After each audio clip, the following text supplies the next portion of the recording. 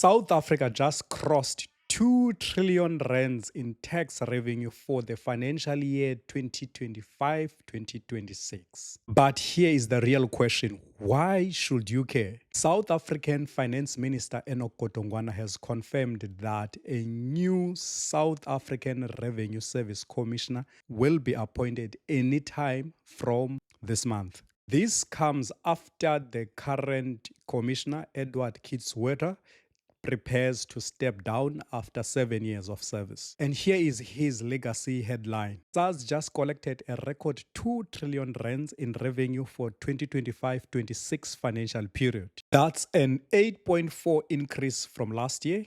Of course, on paper, that looks like progress.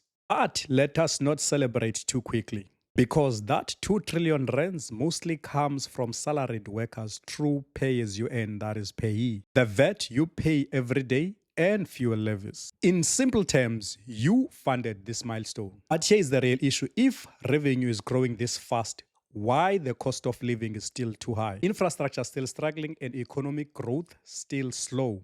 That's the gap nobody is talking about. Now, the new SARS commissioner matters more than people think, because leadership determines how aggressively tax is collected, who gets targeted, and how efficient the system becomes. For South African economy, this signals better revenue collection is equal to improved fiscal stability, but also a shrinking tax base if the same people are paying. If government does not intentionally grow the economy, it just keeps squeezing the same lemon. So the real question is not, did SARS collect more? It's, are we building wealth as a country, or are we just collecting more tax? This is your Sound Money Coach, teaching everyday people understand money at a deeper level, protect value, and invest with a purpose. Have a blessed one.